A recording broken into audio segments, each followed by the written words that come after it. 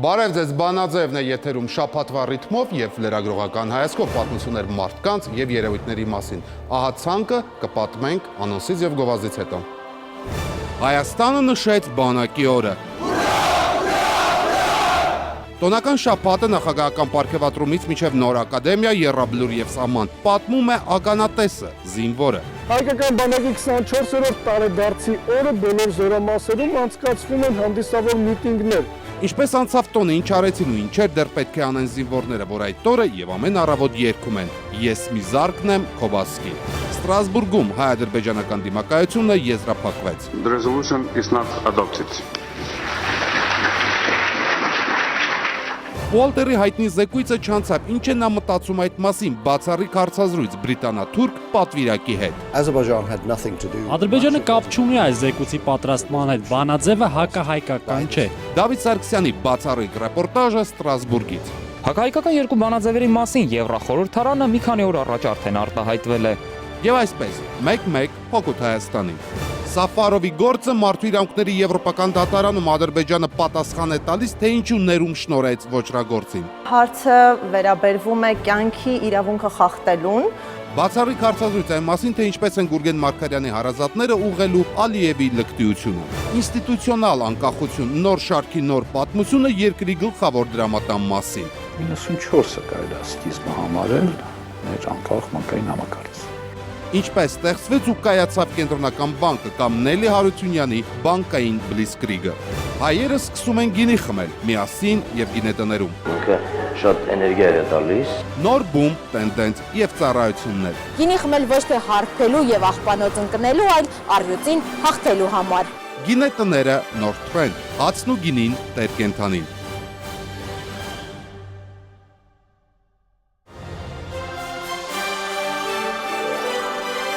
Մենք սկսում ենք Բանաձևը։ Հայոց թագավոր Հրաչյանը կառավարել է մեր թվարկությունից առաջ 630-ից մինչև 590 թվականը։ Նա համարվում է Ասքանազյան թագավորության հիմնադիրը, հենց նա է պաշարել ու գրավել Ասորեստանի Նինվե քաղաքը, հետո արշավել Ասորիկ եւ Փոքր Ասիա, ջախջախել կիմերների առաջնորդ Կոբասին եւ Մերձավոր Արևելքում հաստատել իր 28-ամյա գերիշխանությունը։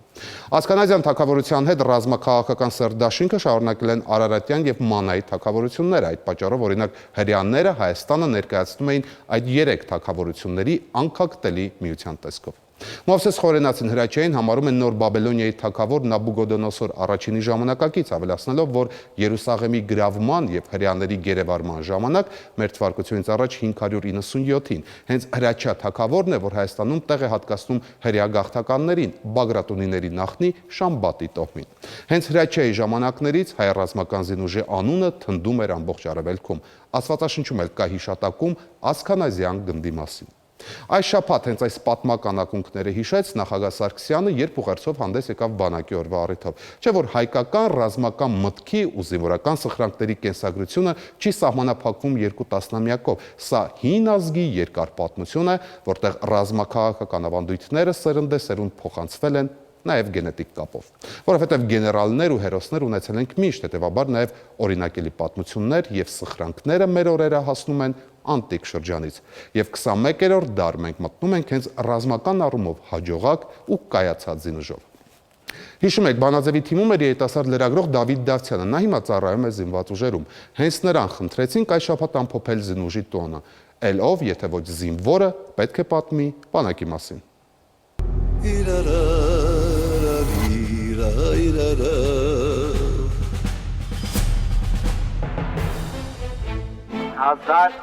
1992 թվականի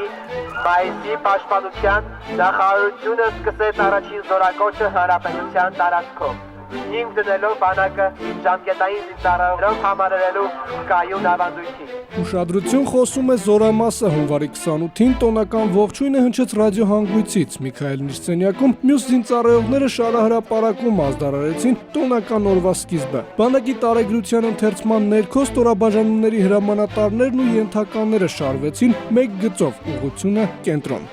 Բանակի 24-րդ տարեդարձին նվիրված յուրաքանչյուր զորամաս առավոտյան անցկացնում է միջոցառում մեծ միտինգ, որի ընթացքում լինում է շնորհավորական ելույթներ, պարգևատրումներ, որից հետո տեղի է ունենում սպառազինության ցուցադրություն եւ մշակութային մեծ միջոցառում։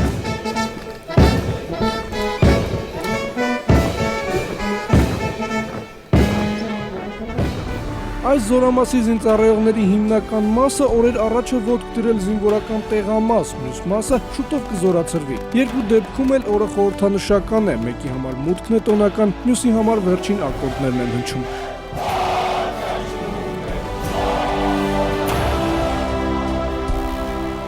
Այսպես է բոլոր զորամասերում հունվարի 28-ի առավոտյան տողանին բոլորը շարահրապարակում են, զորամասից բացակայում են միայն սահմանապահները։ Այդ օրը ու բոլոր զորամասերում խոսում են հրամանատարները։ Զինվորի մարտական ոգին պետք է լինի բարձր, օժտված լինի մասնագիտական բարձր գիտելիքներով եւ այդ դրանով կարելի է հասնել մեծ արդյունքների։ Մեր բանակը ուժեղ է, հզոր է եւ մենք միշտ պատրաստ ենք բոլորով պահպանել մեր հայրենիքը։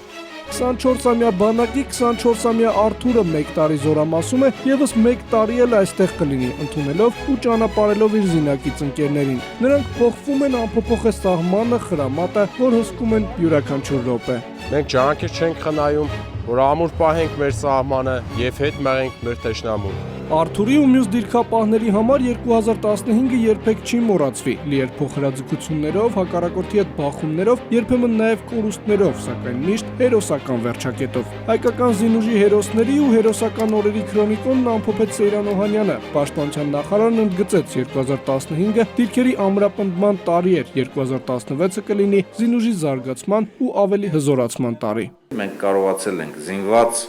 դիմակայության շրջանակներում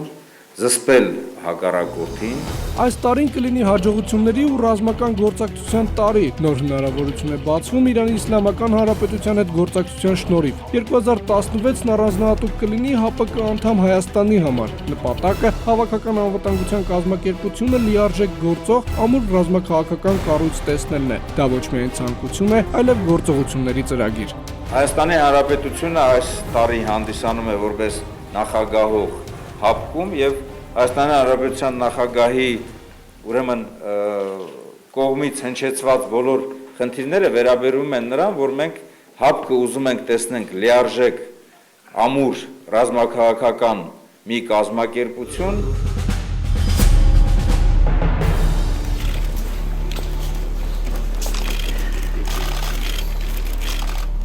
Այս ծաղիկները հայրենի հողը պաշտպանելի զոհված տղաների հիշատակին են, բանակի օրն ամեն տարվա պես ու բարձր մակարդակով սկսվում է եռաբլուրից։ Անկախության համար կյանքը զոհաբերած հայրենիների հիշատակին հարգանքի տուրք են մատուցում հայկական երկու պետությունների նախագահները, հոգևոր առաջնորդներն ու բարձրագույն ղեկավարությունը։ Գործադիրի ղեկավարը շնորհավորեց հատկապես խրամատում կանգնած զինվորների մասնագիտական տոնը։ Ուզում ենք նաև ողջունի խոսք եղել այսօր այս պահին այն մեր զինվորներին, ովքեր որ պաշտպանում են մեր սահմանը։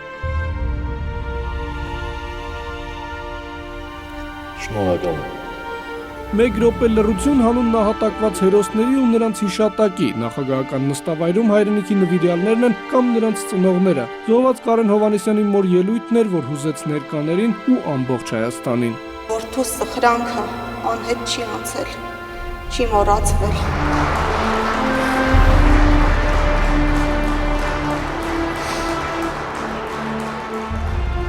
Ավագ լեյտենանտ Գոռոհանյանն իր վրա էր վերցրել հարվածի ուժգնությունն ու պաշտպանել իր զինվորին։ Մեկ ամսից ավելի է նրա իրերին որևէ մեկը չի դիպչել, չեն միացրել բջջայինը, չեն մոռացել անգամ վերջին գրածը։ Մակագրել էր եղբորը։ Սիրելի եղբայր, սրտան շնորհավորում եմ քեզ ծննդյան։ Մարտական առաջադրանքը կատարելիս ու զինվորի կյանքը փրկելիս զոհված ավագ լեյտենանտի հայրը ցավով ու հպարտությամբ մոտեցավ նախագահին, ստանալու հերոսական պարգևը։ Հանրապետության առաջնորդը տոնի արդիվ իր նստավայրում ընդունեց հայկական բանակի առաջամարտիկներին, գեներալ-մայորի կոչում ստացան 2 գնդապետներ, իրենց զավակների առիության մեդալները ստացան զոհվածների ծնողները, պարգևների արժանացան լավագույնները։ Ձեր եւ ձեր ծառայակիցների շնորհիվ է, որ Հայաստանի զինված ուժերը իրականացնում են իրենց առաքելությունը, լուծում իրենց առջև դրված խնդիրները։ Դուք դա իրականացնում եք պատվով ու մասնագիտական բարձր մակարդակով։ Դուք արժանավոր հետևորդներն եք նրանց, ովքեր Արցախյան հերոսամարտի կրակների մեջ հիմքեր էին դնում մեր ապագա բանակի։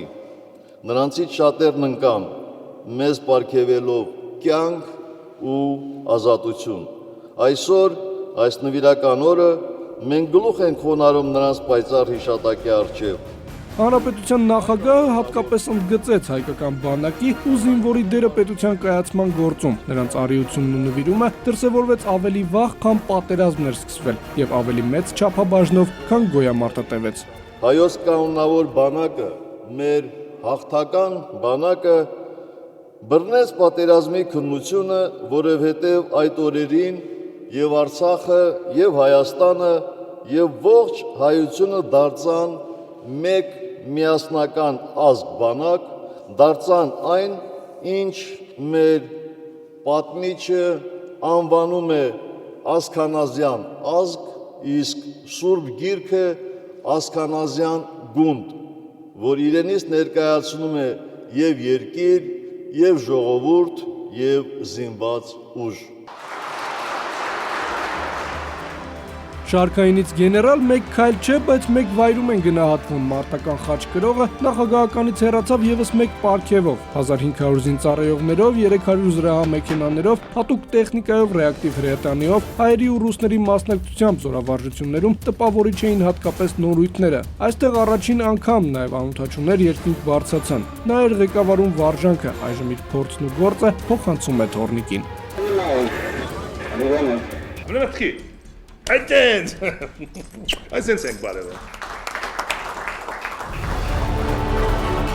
ՀԱՊԿ գլխավոր քարտուղարը նույնպես պարգևատրվեց, սակայն մեկ այլ վաստակի համար Նիկոլայ Բորդյուժան եւ արտասահմանցի այլ մասնագետներ արժանացան երախտագիտություն մեդալի, նորաբաց համալսարանի ստեղծման գործում ունեցած մեծ ավանդի համար։ Այս կառույցում նոր փուլը ինտելեկտուալ զարգացումն է, այն մարտահրավերները, որոնց կարող ենք բախվել, հենց այդպիսի կառույցում կարող են լուծվել երկխոսությամբ։ Բանակային տոնական օրերին բացվեց նաև Պաշտպանության նախարարության Պաշտպանական ազգային հետազոտական համալսարանը։ Փորձագետներն այն անվանեցին խելացի նավիգացիա 3 մայրաքաղաքների՝ Մոսկվայի, Վաշինգտոնի եւ Բրյուսելի միջև։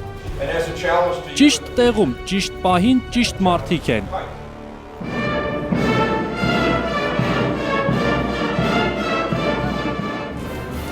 Եվ եզրափակիչ ակորդը տոնական անցուդարձը կանգ առավ մեկ կետում օպերայի եւ բալետի ազգային ակադեմիական թատրոն։ Հայաստանի ու Արցախի առաջնորդները, ամենայն հայոց կաթողիկոսը, բարձրաստիճան պաշտոնյաներն ու սպաները ներկա են զինված ուժերի կազմավորման 24-րդ տարեդարձին նվիրված տոնական հանդիսությանը։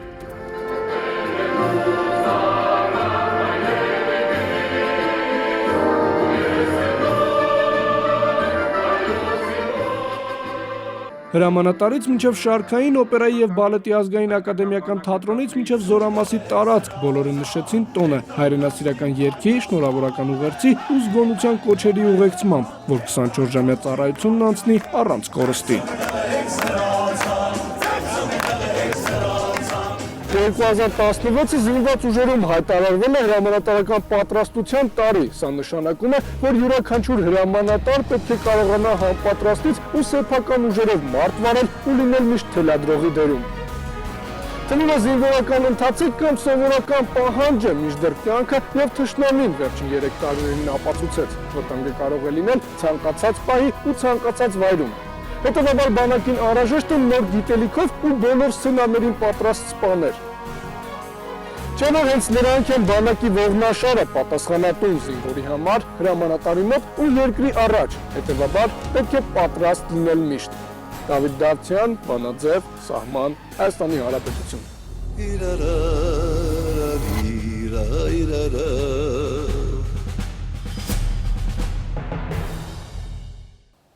Այս շաբաթ հայ-ադրբեջանական դիմակայություն էր Ստրասբուրգում։ Այն ինչ կատարվեց Եվրախորհրդի խորհրդարանական վեհաժողովում, ադրբեջանցիներն անվանեցին ոչ ոքի հօգուտ Հայաստանի։ Երկու հակահայկական բանաձևերից գլխավորը բրիտանացի Ուոլթերի զեկույցը չանցավ, բայց անցավ Սարսանգի ջրամբարի մասին զեկույցը։ Այս անգամ նույնիսկ ադրբեջանցիներն են ընդունում իրենց պարտությունը, քանի որ այնքան գումար էին ծախսել, որ վստահ էին, որ բանաձևերը կանցնեն։ Դեռ մի քանի շաբաթ առաջ էր հայտնի, բայց այդ մասին դեռ չէին խոսում, հիմա արդեն կարող ենք պատմել հայկական խորհրդարանական դիվանագիտության մեծ ջանքերի մասին։ Պատվիրակության գրեթե բոլոր անդամները ձմռանը գործուղվել էին եվրոպատվիրակների հայրենիքներ, ներկայացնելու Ուոլտերի զեկույցի սխալները եւ դրա դեմ քվեարկելու կարևորությունը։ Աշխատանքը արդյունք տվեց, բայց խնդիրները չվերացան։ Այսօր արդեն պարզ է, որ Եվրախորհրդի խորհրդարանական վեհաժողովում Ադրբեջանը ձեռքերը ծալած չի նստելու, անընդհատ փորձելու է անցկացնել նոր բանաձևեր, հետեւաբար այնտեղ պետք է աշխատել անդադար։ Առավել եւս, որ մենք արդեն ունենք խնդրեմ՝ Սարսանգի ջրամբարի մասին բանաձևը։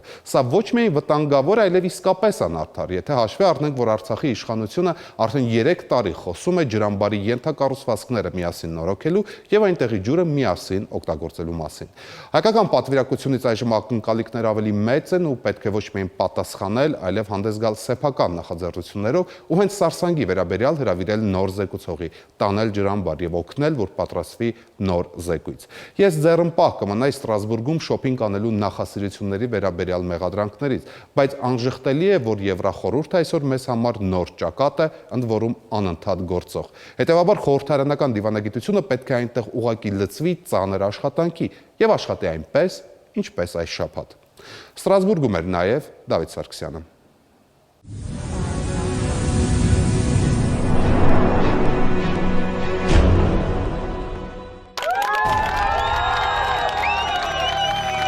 Սա մեկնակետ էր 3.5 տարի առաջ Ադրբեջանի ստրատեգների թեր հաշվարկը քաղաքակիրթ երկրները վայրենություն ընկալեցին։ Սաֆարովի արտահանձնման մասին ոմանք արտահայտվեցին, շատերն էլ լռեցին, բայց բոլորի վերաբերմունքը հավասարապես կարծրացավ։ Շրջանառության մեջ մտավ քաղաքակրթական անդունդը արտահայտությունը։ Հայ-ադրբեջանական հակամարտությունը դրսում դադարեց ընկալվել որպես կռիվ մի կտոր հողի համար։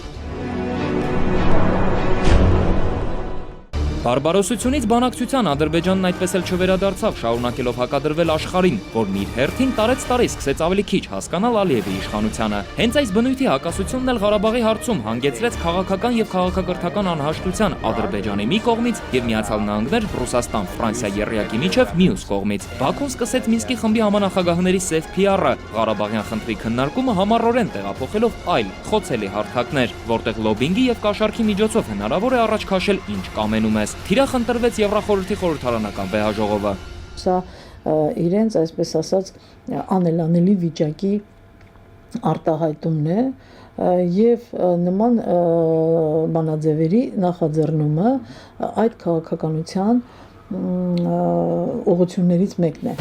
Բրիտանաթուրք պատգամավոր Ռոբերտ Ուոլտերի իմացությամբ ու նրա անունից Բաքվում գրված զեկույցը մեկ փաստաթղթում խտացրել էր Բաքվի հիմնական թեզերը, որոնք միջազգային հանրությունը միշտ մերժել է, ու որոնք երբեք չէր ընդունի Մինսկի խումբը։ Ուոլտերի զեկույցի ընդունումը Բաքվին պետք է ապահովեր ադրբեջանական կարծիքի եվրոպական լեգիտիմացում, շրջանցելով համանախագահների պնդումները։ Երկար պայքարից հետո զեկույցը հասավ վեհաժողովի եզրափակիչ փուլ, դրվելով քվեարկության։ It is rejected, so the resolution is not adopted. Չստացվեց 4 ձայնի տարբերությամբ։ Երկու ամիս առաջ մենք մեծ հույսեր չէինք կապում, մեղմ ասած, որ զեկույցը հնարավոր կլինի տապալել։ Աշխատեցին բոլորը՝ պատվիրակության անդամներ, դիվանագետներ, պատգամավորներ, եվրոպահայկական կառույցներ, սփյուռքահայ պատանիներ։ Առաջին անգամ համակարգված։ Կարևոր դեր ունեցավ համանախագահների հայտարարությունը։ Թռուցիկներ ենք բաժանում, որպեսզի ծանոթանան մեր բողոքին։ Մենք այս ընթացքում նաև պետք է ասել, որ ձեռք բերեցինք նոր դաշնակիցներ խորհրդարանական վեհաժողովում ամենատարբեր երկրներ ներկայացնող, ովքեր իրենց քվեարկությամբ ապացուցեցին, որ thank you so much Michael, by the way, I thank you so much. You're welcome. Շնորհակալ ենք Մայքլ, ես տեսա, որ Դանիայի ձեր պատվիրակության եւ ոչ մի անդամ կողմ չքվեարկեց։ Our positions from Denmark and we are so thankful. By the way, nobody from Scandinavia. Իդեպ, սկանդինավյան երկրներից ոչ մի պատվիրակ կողմ չքվեարկեց։ Շնորհակալ շնորհակալ ենք։ Աննախադեպ զորաշարժ կարելի ասել տեղի ունեցավ։ Ադրբեջանցիները իհարկե պանիկայի մեջ էին։ Քվեարկությունից հետո Ռոբերտ Ուոլտերը սկսեց արդարանալ, հայերի դեմ ոչինչ չունի։ Նրա խոսքով Թուրքիայի քաղաքացի լինելը Բանաձևի վրա չի ազդել։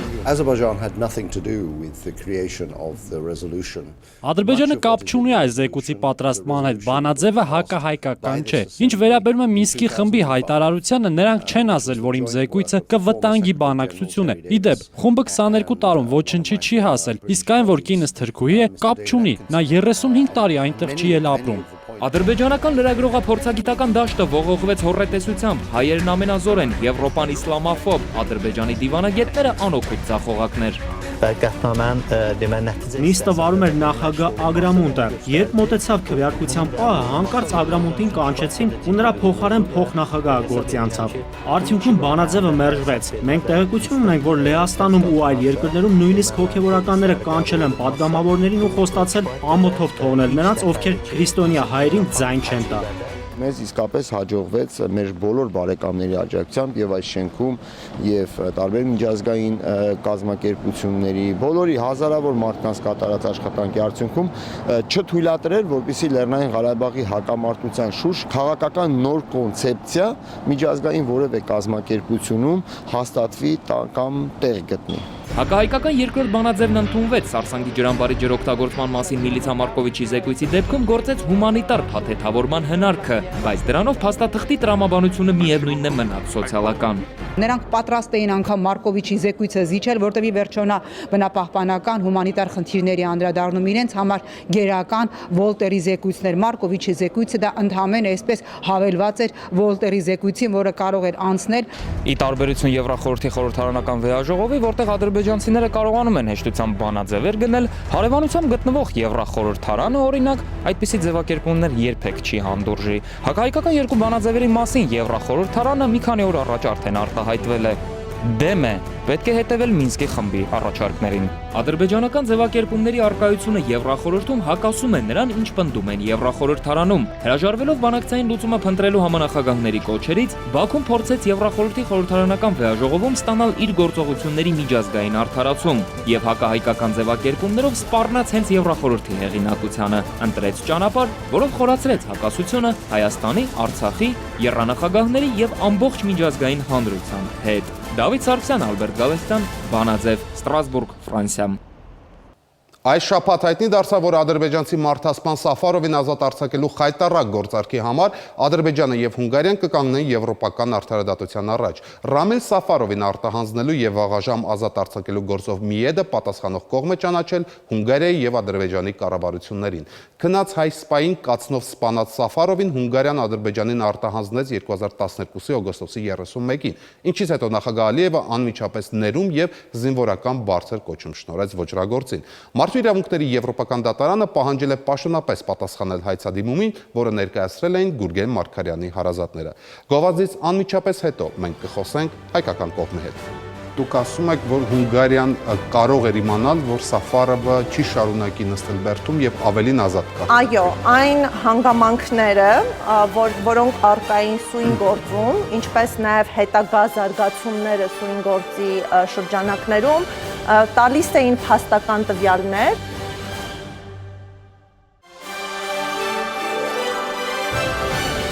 Դուք դիտում եք Բանաձևը։ Եվ այսպես Ադրբեջանը եւ Հունգարիան պատասխան կտան Ռաֆիլ Սաֆարովին ազատ արձակելու եւ կոչում շնորհելու համար։ Եվ այս առիթով Գուրգեն Մարգարյանի հարազատները դիմել են Մարդու իրավունքների Եվրոպական դատարան, որտեղ նրանց ներկայացնում է փաստաբան Սիրանուշ Սահակյանը։ Բարև ձեզ, Սիրանուշ։ Բարև ձեզ։ Նախ երբ եք դիմել Միեդ։ Միեդ դիմել ենք 2013 թվականին, փետրվարի 25-ին, նկատի ունենալով այն հանգամանքը, որ խախտումը տեղի ունենալուց հետո որոշակի ժամկետային սահմանափակումներ կան եւ այդ ժամկետը 6-ամսյա ժամկետն էր։ Դեպքերը տեղի են ունեցել 2012 թվականին աշնանը, երբ Հունգարիան արտահանձնեց Սաֆարովին։ Օգոստոսի 31-ին Սաֆարովը ուղևորվեց Բաքու։ Այո, եւ տեղի ունեցավ արտահանձնումը, դրան անմիջապես հաջորդեց ազատ արձակումը եւ սրանք այն զարգացումներն էին, որոնցով պայմանավորված էր մարդու իրավունքների խախտումը եւ դրանից հաշված 6-ամսյա ժամկետում հարցը պետք է ներկայացվեր Եվրոպական դատարանի քննությանը։ Հայցադիմումի առանցքում ո՞րն է։ Հայցադիմումում երկու ուղղություն է վերցված, նկատի ունենալով, որ երկու պետություններ են ներգրավված եւ յուրաքանչյուրի պատասխանատվությունը ունի իր առանձնահատկությունները։ Եթե խոսքը վերաբերվում է Ադրբեջանին, ապա հարցը վերաբերվում է կյանքի իրավունքը խախտելուն, գանգատում փորձ է արվում Ռամիլ Սաֆարովի գործողությունները վերագրել Ադրբեջանին, թեև հունգարական դատարանները անմիջականորեն չէին կարողացել հիմնավորել, որ Սաֆարովը գործել է ադրբեջանական իշխանության ներկայացուցիչների ցուցումով, սակայն հետագա գործողությունները հովանավորելու, աջակցելու, ներումը, հերոսացումը եւ աշխատավարձի պահպանումը այդ 8 տարիների, հավելյալ բնակարանով ապահովելը եւ այլ խրախուսական գործողությունները մենք մեկնաբանեցինք որպես պետության կողմից այդ գործողությունների ստանձնում, որպես սեփական գործողությունների եւ բարձրացրեցինք Ադրբեջանի պատասխանատվությունը հենց կյանքից զրկելու հանգամանքների համար։ Հունգարիայի մասով արտահանձնման գործընթացում տեղ գտած խնդիրներն էին, արդյոք Հունգարիան պարտավոր չէր իմանալ, որ արտահանձնելու դեպքում տեղի կունենար պատժի անխուսափելիության սկզբունքից շեղում, քանի որ Ադրբեջանը կազատեր եւ չէր իրացնի վճռով նախատեսված պատիժը։ Այսինքն դուք ասում եք, որ Հունգարիան կարող էր իմանալ, որ Սաֆարովը չի շարունակի նստել բերդում եւ ավելին ազատ կարգել։ Այո, այն հանգամանքները, որոնք արկային սույն գործում, ինչպես նաեւ հետագա զարգացումները սույն գործի շրջանակներում տալիս էին փաստական տվյալներ, որոնց հիման վրա Հունգարիան գիտեր կամ պարտավոր էր իմանալ, որ արտահանձնելու դեպքում Սաֆարովը չէր շարունակելու իր պատժի կրումը։ Եվ այս պայմաններում ստեղծել էր պայմաններ արտահանձնելու միջոցով, որպեսզի վճռի պահանջները մնային անկատար։ Ինչ եք պահանջում, դա դրամական պահանջ է։ Ոչ, սույն գործը ներկայացնելով դիմումատուները հետամուտ չեն լինում որոշակի դրամական փոխհատուցման ստանալուն, հարցը գտնվում է ավելի արժեքաբանական հարթության մեջ, խնդիրը արձանագրել, որ այս երկու պետությունները կատարել են գործողությունները, որով խախտել են անձի կյանքի իրավունքը, ինչպես նաև Ադրբեջանի մասով նշեմ, որ սա էլ շատ մեծ նշանակություն ունի, խտրականության արգելքը, որը պայմանավորված է եղել բացառապես ազգային հիմքով։ Որևէ փոխհատուցում, տուգանք, այդ տեսքով դրամական որևէ բան չի լինելու։ Ոչ, թեև կա մեխանիզմ Եվրոպական դատարանում, որ դիմումատուն կարող է պահանջել իր խախտված իրավունքների համար նյութական կամ բարոյական վնասի փոխհատուցում, ընտանիքի մոտեցումը այնպիսին էր, որ դրամական փոխհատուցում այս խախտումների համար չի պահանջվելու եւ այն կյանքը, որը մենք կորցրել ենք, անգնահատելի է։ Մենք ընդհանրապես պահանջում ենք խախտման արձանագրում դատարանի կողմից եւ իհարկե հավելյալ միջոցներ, որոնք կապահովեն դատավճռի կատարումը։ Օրինակ, ուղղակիորեն պահանջ է ներկայացված դատարանին ապահովելու Սաֆարովի արտահանձնումը Եվրոպայի խորհրդի այլ անդամ պետություն, բացառությամբ Թուրքիա, որտեղ վերահսկողության ներքո կերաշխավորվի վճռի հետագա կատարումը եւ Սաֆարովը իր պատիժը կգրի ճիշտ այնպես, ինչպես նախանշված էր հունգարական դատարանի դատավճռում։ Որքան են շանսերը հաղթելու եւ արդյոք կա նախադեպ։ Գործը իր հանգամանքներով առանձնահատուկ է եւ Եվրոպական դատարանում չեն քննվել մեծաքանակ գործեր, որոնք այս կամ նմանատիպ հարցադրումների կարող էին պատասխան տալ։ Ինչևիցե զարգացվել է մի կոնցեպցիա, որը վերաբերվում է պետությունների պոզիտիվ պարտավորությանը, դրական պարտավորությանը, ակտիվ աջակցող գործողություններով ապահովելու մարդու իրավունքների իրացմանը, այս դեպքում պատժի կատարմանը։ Այս կոնցեպցիայի շրջանակներում կարելի է խոսել, որ բավականին մեծ է հավանականությունը, որ մենք կունենանք վճիռ, որը կվերահաստատի իրավունքի խախտումը, Ինչ վերաբերվում է հետագա այլ միջոցառումներին, մասնավորապես արտահանձնմանը, դատարանը ունի շատ եզակի թվով գործեր, որտեղ ուղղակիորեն մատնանշում է փոխհատուցումների զատ միջոցառումներ, որը պետությունը պետք է ստանձնի։ Հուսով ենք, որ դատարանը հաշվի կառնի այս գործի առանձնահատկությունները եւ այս գործն էլ կդասի այն սակավաթիվ գործերին, որտեղ առաջնայինորեն իր ցուցումն է տալիս դատարանը պետություններին, եթե նման զարգացում չլինի, այս դեպքում դրական վճիռ ունենալու պարագայում մեծ է երկխոսությունը Եվրոպայի խորհրդի նախարարների կոմիտեում, որը Եվրոպայի խորհրդի կարևորագույն մարմիններից է եւ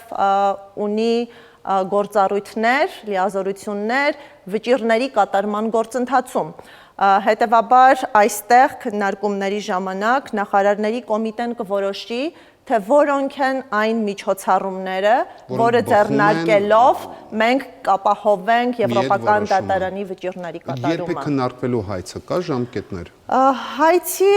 քննարկումը այս պահին գործը կոմունիկացվել է երկու կառավարություններին, Հունգարիային եւ Ադրբեջանին, տրվել է ժամկետ մինչև մայիսի 12-ը իրենց դիրքորոշումը ներկայացնեն գանգատու մեր կողմից բարձրաձայնված հարցերի վերաբերյալ, ինչպես նաև պատասխանել այն հարցադրումներին, որը ուղղակիորեն դրվել է դատարանի կողմից։ Մայիսի 12-ից հետո ինչ Մայիսի 12-ից հետո այս փաստաթղթերը ներկայացվելու են նաև դիմումատուին, Դիմումատուն հնարավորություն կունենա առարկելու կամ իր դիրքորոշումները արտահայտելու կառավարությունների դիրքորոշումների առնչությամբ, եթե կան ներկայացվելիք պահանջներ արդարացի փոխհատուցման մասով, ապա դրանց վերաբերյալ կարող են նաև ինֆորմացիա տրամադրել դատարանին, եթե հավելյալ տեղեկատվություն կամ այլ փաստարկումներ չպահանջվեն, ապա այս նյութերը բազան ուսումնասիրելուց հետո դատարանը կկայացնի վճիռ։ Հաշվի առնելով Եվրոպական դատարանի ծանրաբեռնվածությունը, կարելի է կանխատեսել, որ 1-ից 1.5 տարի ժամկետ կպահանջվի մինչև այս կոմունիկացիաների հիման վրա գործի վերջնական լուծումը։ Սիրանու, շնորհակալ եմ հարցազրույցի համար։ Սիրելի հեռուստադիտողներ, ես հիշեցնեմ, որ մենք զրուցում էինք Գուրգեն Մարգարյանի հարազատները ներկայացնող փաստաբան Սիրանուշ Սահակյանին, նրանք եւ Սիրանուշ Սահակյանը դիմել են մարդու իրավունքների Եվրոպական դատարան եւ դատի են տվել Ադրբեջանի եւ Հունգարիայի կառավարություններից, ինչպես մեր զրույցում պատմեց ինքը Սիրանուշը, երկու հիմնական հայց է, առաջինը Հունգարիային, այն հայցով, որ այն պահանջով, որ Հունգարիան կարող էր եւ պարտավոր էր իմանալ, որ արտահանձնելով Սաֆարովին, Սաֆարովը կարող է ազատ արձակվել եւ Ադրբեջանի նկատմամբ հայցը վերաբերում է նրան, որ ըստ էության Ադրբեջանը խրախուսելով Սաֆարովին, ոչ համաներում շնորհելով եւ նաեւ գումարներ բարձրացություն տալով եւ նաեւ հերոսի կոչում շնորհելով, ըստ էության իր վրա է վերցրել Գուրգեն Մարգարյանի սպանության պետական պատասխանատվությունը եւ ինչպես նշեցինք Ստրասբուրգյան դատարանը այն կգնի մոտ 1.5 տարվա ընթացքում, այս ընթացքում արդեն եւ փաստաբանները պետք է նախապատրաստվեն եւ Ադրբեջանի եւ Հունգարիայի կառավարությունները պետք է նախապատրաստվեն այն հայցադիմումներին, որոնք որ ներկայացրել են։ Դուք դիտում եք բանաձևը, մենք կվերադառնանք գովազդից անմիջապես։ Ինստիտուցիոնալ անկախություն, նոր շարքի նոր պատմությունը երկրի գլխավոր դրամատան մասին։ 94-ը կարելի է սկիզբը համարել մեր անկախ բանկային համակարգից։ Ինչպես ստեղծվեց ու կայացավ կենտրոնական բանկը կամ Նելի Հարությունյանի բանկային բլիցկրիգը։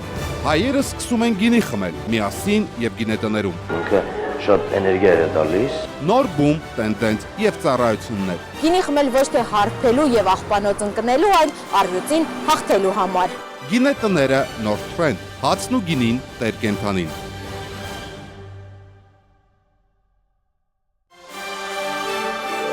Բանաձևը շարունակվում է, առջևում եզրափակիչ հատվածն է։ Մենք շարունակում ենք բացառիկ ռեպորտաժների շարքը, որը նվիրված է անկախության 25-րդ տարեդարձին։ Ինստիտուցիոնալ անկախության խորագրում այսօր խոսելու ենք կենտրոնական բանկի մասին։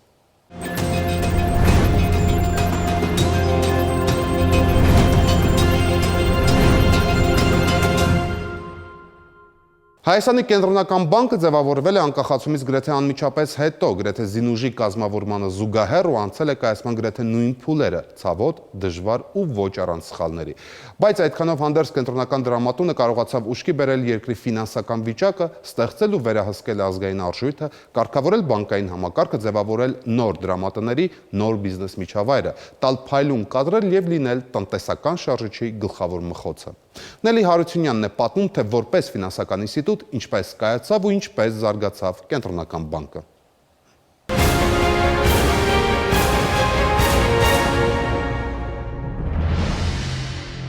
Ամեն ինչ ավարտվեց ու սկսվեց այս շենքում կենտրոնական բանկը հնի վրա կառուցեց նորը։ 30-ական թվականներին է այս շենքը կառուցվել եւ առաջին իսկ օրվանից տրամադրվել է Խորհրդային Միության Պետբանկի հայաստանյան մասնաճյուղին։ Այս արդեն բանկերի միությունն է, ես հիշում եմ։ Կենտրոնական բանկի քրոնիկոնը լուսանկարներով գլխավոր դրամատան երկրորդ նախագահը վաղուց չէր թերթել ալբոմը։ Ակադեմիայից գերագույն խորհուրդ, հետո կենտրոնական բանկ, բարդ, բայց հետաքրքիր ժամանակներ էին։ Սովետ միության փլուզումից հետո լիարժեք անկախ պետություն էինք, այսինքն բոլոր հարցերում մի բայց կար այդ, մեր ֆինանսական համակարգը անկախ չէր։ Խորհրդային պետբանկի հայկական գրասենյակն 91-ին վերածվեց ազգային բանկի, գրասենյակի կառավարիչ Իսահակ Իսահակյանն էլ դարձավ նորանկախ Հայաստանի գլխավոր դրամատան առաջին նախագահը։ Կենտրոնական բանկ անվանումը շրջանառության մեջ մտավ 93-ին, երբ ընդունվեց բանկի մասին օրենքը։ 94-ը կարելի է սկիզբը համարել, 93-ի վերջը, 94-ի սկիզբը մեր բանկային, մեր անկախ բանկային համակարգի։ Հայաստանը ԱՊՀ երկրների մեջ վերջինը հրաժարվեց արդեն գոյություն չունեցող միության խորհրդային ռուբլուց։ 93-ի նոյեմբերի 22-ին շրջանառության մեջ մտավ ազգային արժույթը։ 1 դրամը արժեր 200 ռուբլի կամ 1 դոլարը 14 դրամ։ Թեև շուկան հետո արդեն փոխեց արժույթների հարաբերակցությունը։ Դուք այստեղ տեսնում եք առաջին շարքի թղթադրամները, Հայաստանի Հանրապետության դրամները, որոնք 93 թվականին մտան շրջանառության մեջ։ Ահա այն թղթադրամները, որով սկսվեց Հայաստանի դրամավարկային քաղաքականությունը, ընդ որում ամեն ինչ էր նոր, եւ թղթադրամները, եւ երկիրը, եւ տնտեսությունը, ոչինչ չպահպանվեց, ամեն ինչ ստեղծվեց նորից։ Ես հիշում եմ մի օր, որ հրամանով լուծարել եմ կենտրոնական բանկի աշխատակազմը։ Ազգային դրամավարկային քաղաքականության համար պետք էին նոր մտածողությամբ մասնագետներ, ովքեր կկարողանային ազգային արժույթը կարգավորել ոչ թե պլանային, այլ ազատ շուկայական տնտեսությունում։ Հենց այդ ժամանակ սկսվեց նոր թիմի ձևավորումը։ Կադրեր հավաքում էին անգամ բուհերից, կարդում էին դիպլոմայիններն ու փորձում հասկանալ՝ պիտանի է աշխատանքի, թե ոչ։ 95 թվականի վերջերին արդեն կենտրոնական բանկի աշխատակազմը հիմնականում ձևավորված էր։ Կարծում եմ 80%-ը արդեն այդպիսի երիտասարդներ էին, կողքից իմ ընկերներ, այդ քաղաքական դաշտ, նույն պարլամենտում ընկերներ, հա, կատակ էին տալի, ասում էին էլի այդ մանկապարտեզը, բայց ամենակարևորը ձգտումներ ունեցող անձինք էին։ Ինստիտուցիոնալ համարձակ ու հեռանկարային նոր կադրերին անհրաժեշտ էր adekvat աշխատավարձ ու կենտրոնական բանկն առաջին պետական մարմինն էր, որ հրապարակավ հայտարարեց իր աշխատավարձային սանդղակը։ Այն միջինից մի քանի անգամ բարձր էր։ Այն ժամանակ կենտրոնական դրամատան այս որոշումը մեծ աղմուկ եւ դժգոհություն առաջացրեց, սակայն փորձը ցույց տվեց, որ հենց մրցունակ աշխատավարձը դարձավ այն ֆունդամենտալ հիմքը, որի շնորհիվ դրամատունը կարողացավ ոչ միայն ձևավորել, այլև ամբողջ բանկային համակարգին մատակարարել որակյալ կադրեր։ Հենց նրանց առաջին սերունդը 94-ին առաջին անգամ մշակեց կենտրոնական բանկի դրամավարկային քաղաքականությունը։ Ծրագրի գերխնդիրը գների կայունության ապահովումն էր։ 2, 3, 94 թվականները բարձր գնաճային տարիներ են եղել։ Այնտեղ ասենք 94 թվականի ընթացքում 93-ին գնաճը մի քանի հազար %։ Անհեթեթ բարձր, անընկալելի բարձր թվեր։ Արդեն իսկ 95 թվականին քառանիշ ուրեմն գնաճը իջեցվեց, եթե չեմ սխալվում, 1761%-ից 33.2% 95 թվականին եւ 5.7% արդեն 96 թվականին։ Ազգային արժույթից հետո մյուս խնդիրը բանկային համակարգի վերահսկողություններ ու կարգավորումը։ Բագրատ Ասատրյանի դասական օրինակներից է։ Հին ռուսական մեքենա ունեցող յուրաքանչյուր ոք կարող էր բանկ հիմնել։ $3-4,000 լիուլի բավարար էր։ Այդ ժամանակահատվածն էր, որ մենք այսպես կոչված խաբված ավանդատների խնդրի հետ բախվեցինք։ Ես մի օր եմ հիշում, մի օրվա ընթացքում լուծարվեց 12 թե 13 բանկ։ 1994-ին Հայաստանում 51 առևտրային բանկ էր գործում, 95-ին դրանք արդեն 35-ն էին, 20 տարի անց 2015-ի դեկտեմբերին դրանք 21-ն էին։ Իրականացվեց ֆինանսական հաստատությունների ըստ էության իրական արժեքի գնահատում, որից հետո ֆինանսական հաստատությունների քանակը էականորեն կրճատվեց Հայաստանի Հանրապետությունում, այսինքն մնացին այն հաստատությունները, որոնք իրենց գործունեությամբ եւ իրենց կապիտալով բավական կայուն էին եւ ունակ դիմակայելու տնտեսության զարգացման տարբեր մարտահրավերներին։ Սա կայունացման փուլն էր մինչև 2002-3 թվականներ, դրանից հետո զարգացում եւ արդեն ձևավորված բանկային համակարգ։ Այն դարձավ վստահելի ու ընկալելի նաեւ միջազգային հարթակներում, կիրառելով համաշխարհային կազմակերպությունների առաջարկած գործիքները։ Մեր առաջ դրած հիմնական մարտահրավերներից մեկը համարում ենք ֆինանսական շուկայի դիվերսիֆիկացիան։ Այսինքն մենք ունենանք ոչ միայն բանկային համակարգով զարգացած ֆինանսական համակարգ, այլ ունենանք կապիտալի շուկայի զարգացում, ունենանք ապահովագրական համակարգի զարգացում։ Ոչ միայն դրամավարկային քաղաքականություն եւ կայուն գնաճ, այլև ֆինանսական կայունություն։ 2005 թվականից Կենտրոնական բանկը դարձավ մեգակարգավորիչ։ Ճգնաժամային ժամանակահատվածները ցույց տվեցին, որ սա իրեն լիովին արդարացրած քայլ էր, քանի որ դրանով իսկ Կենտրոնական բանկը կարողանում էր ամբողջ դաշտ տեսնել եւ կարգավորման տեսանկյունից եւ վերահսկողության տեսանկյունից։ Արմենակ Դարփինյանը Կենտրոնական բանկ եկավ 2010-ի վերջին, ճգնաժամի հաղթահարման փուլներ։ Տեր Տիգրան Սարգսյանի նախագահությամբ գլխավոր դրամատունն արդեն փոխել էր քաղաքականությունն ու անցել գնաճի նպատակադրման քաղաքականության, գնաճը դարձնելով ավելի կանխատեսելի։ Մենք ավելի պակաս ցնցումներով հաղթահարեցինք թե 8-9 թվականների ճգնաժամը եւ թե ներկայիս իրավիճակը, որը մեր ռեգիոնի համար կարելի է համարել ճգնաժամային իրավիճակ։ Կենտրոնական բանկի շնորհիվ Հայաստանը չունեցավ մեծ ցնցումներ, եղան տատանումներ, մեծ ցատկեր ու անկումներ, բայց կառավարելի ու վերահսկելի միջավայրում։ Դրամի եւ բանկային համակարգի վերահսկողությունը թույլ տվեց ձևավորել առաջատար դինամիկ զարգացող ու կայուն ֆինանսական համակարգ։ Այսօր արդեն հայկական բանկերի բաժնետոմսերը ձեռք են բերում արևմտյան ֆինանսական կազմակերպությունները։ Բանկային պորտֆելները իրենց ծավալով ու ժամկետայնությամբ չեն զիջում արևմտյան բանկերին։ Հենց Կենտրոնական բանկի նախաձեռնությամբ պետությունը մեծացնում է ազգային դրամով երաշխավորված ավանդների չափը, նոր սանդղակ սահմանում բանկային դրամային ընդհանուր կապիտալի համար։ 2014-ի ապրիլին Կենտրոնական բանկը հյուրընկալեց երկրի նախագահին, դրամատան գլխավոր վերստուգիչը ներկայացնում էր, թե ինչպես են ներքին աուդիտ անցկացնում ու պարզում աշխատանքի արդյունավետությունը։ Հայաստանն այս ոլորտում ոտք է մեկնում ոչ թե ԱՊՀ, այլ եվրոպական երկրների հետ։ Եթե մեզ համատեմ եվրոպական զարգացած երկրների հետ, ապա մենք իրենցից հետ չենք, եթե ոչ հավասար ենք։ Շրջապատված ենք բնությամբ, ամբողջությամբ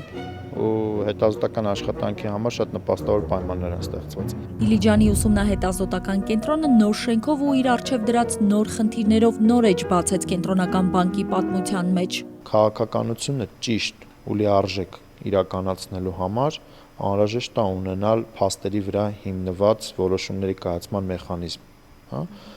Կենտրոնական բանկում որոշում է կայացվել, որ այդ փաստերի վրա հիմնված, այսինքն գիտական մեթոդներով ինչ որ եզրահանգումներին գալու այդ մեխանիզմի ներդրումը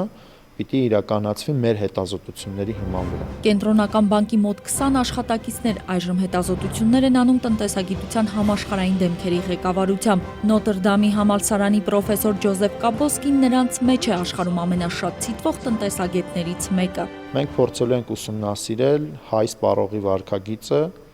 որը նա ցուցաբերում է բանկ հայտ ներկայացնելիս ավանդային կամ վարկային պայմանագիր կնքելու ժամանակ։ Որակը կչափեն համաշխարհային գիտական պարբերականներում տպագրված հայկական գիտական հոդվածներով։ It's a beautiful summer morning here in Yerevan. Հարվարդի համալսարանի ուսանող Մայքլ Հեն անցած տարի դիմեց ու եկավ Դիլիջանի կենտրոն ամառային պրակտիկա անցնելու։ Կենտրոնական բանկն իր հետազոտական կենտրոնով արդեն սկսել է հետաքրքրել Հարվարդի, Ստենֆորդի եւ Բերկլիի նման բարձր վարկանիշ ունեցող բուհերին։ Դեյվիսի կենտրոնի միջոցով արդեն 7 հոգի դիմել է օֆիցիալ։ Եթե մինչև հիմա մոտիվացիոն նամակը պարտադիր չէր, այս տարվանից այն դառնում է պահանջ։ Արտասահմանցի ուսանողը պետք է հիմնավորի եւ համոզի, թե ինչու է ուզում գալ Դիլիջանի կենտրոն։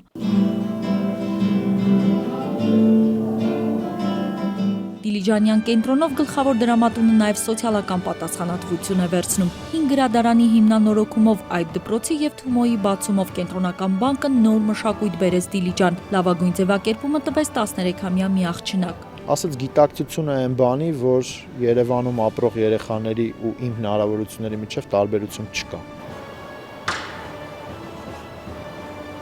Միշտ ձեռքը զարկերակին Կենտրոնական բանկի աշխատանքային կրեդոն միշտ եղել են կադրերը, հենց նրանք են կազմել ամենահամարձակ ծրագրերը, ամենառիսկային քայլերը եւ հենց նրանք են լոկոմոտիվի պես առաջ տարել երկրի ֆինանսական ու դրամավարկային քաղաքականությունը, առաջատար լինելով ամբիցիաներով եւ ցուցանիշներով։ Նելի Հարությունյան, Խաչատուր Եսայան, Գառնիկ Մելքոնյան, Վանաձև։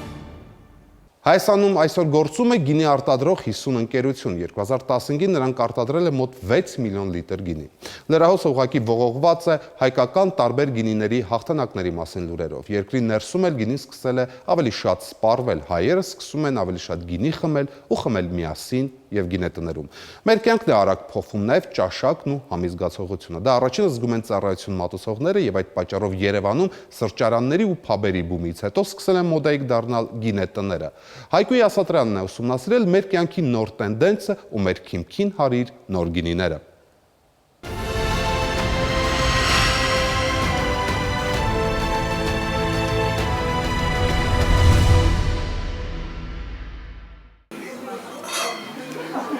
Սենքասետ կինոժամն է, աշխատանքից հետո երեկոյան 5-ից 7-ը, ֆրանսիական ժամանակով սկսվում է հայկական գինեխմությունը, կում-կում վայելելով համն ու բույրը։ Ամենակարևոր զրույցները եւ անկեղծ խոստովանությունները գինու գավաթի շուրջ են, կարևորը ճիշտ գինուց սկսել եւ ավարտել, թույլից տնտեցված, անապակից քաղցր։ Առաջի տպավորությունը կոպիտ ասած,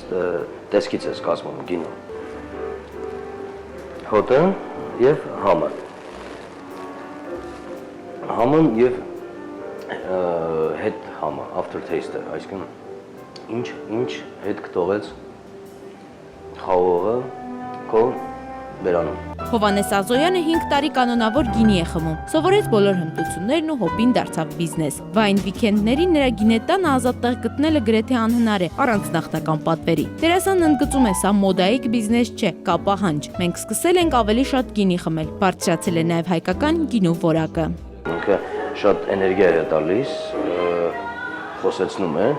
դեն մարդիկ ովքեր չեն սիրում խոսել, կարող են չխմել գինի։ Ոչ թե վայն բարերը, այլ գինետները Երևանում շատ էին նաև 1950-ականներին։ Երիտասարդներն ու մտավորականները խորհելու էին գնում նախկին Աստաֆյան, նախկին Գուբերնսկայա փողոցների գինետներ։ Վերադառնում է գինեխմության մշակույթը, փոխվում է մտածողությունը եւ ալկոհոլի հանդեպ վերաբերմունքը։ Գինի իր մեջ կրում է պատմություն, կրում է անցյալ, կրում է ապագա, իմիջ, լեգենդներ, ինքը պահանջում է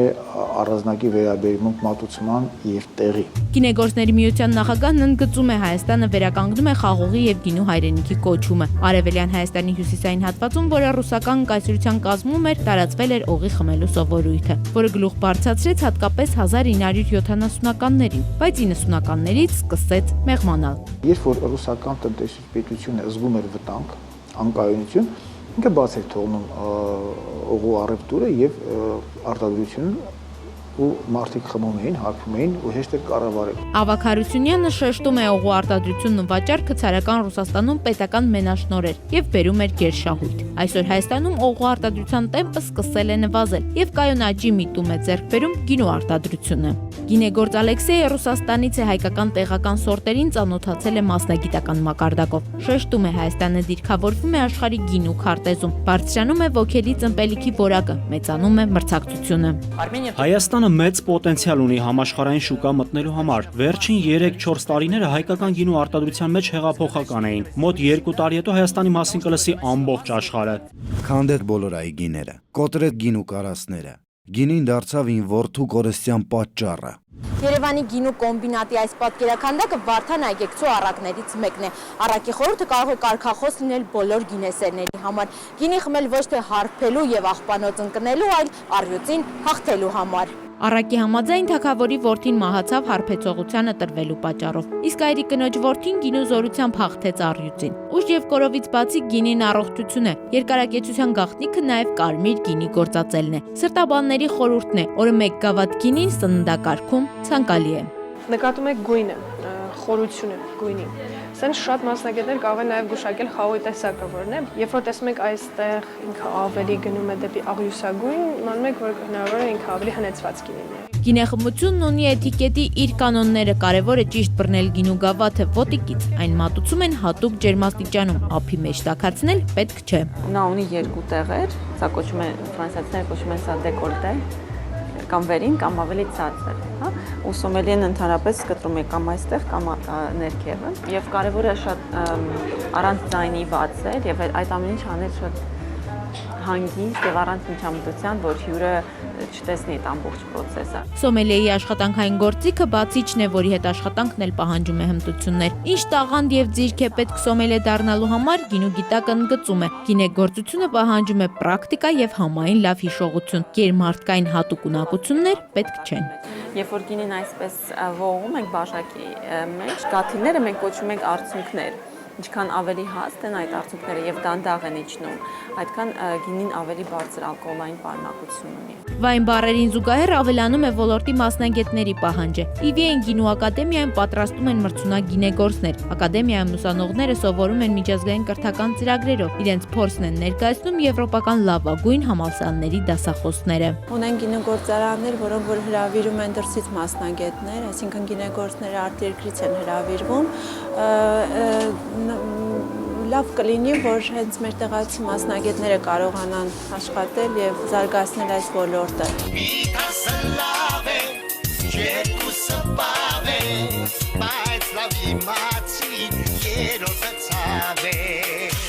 Գինին շար չէ, ողին է շարը։ Գինին ոչ շար է, ոչ էլ ցավ, դարտերն էլ մոռացության չի տալիս։ Այն զրույցի խմիչք է, պատմում ես խնդիրներդ անլուծելին դարձնելով լուծելի։ Գինեխմությունը ամբողջական դարձնելու համար պետք է այն ճիշտ համադրել մատուցվող ուտեստի հետ։ Սա տանձ է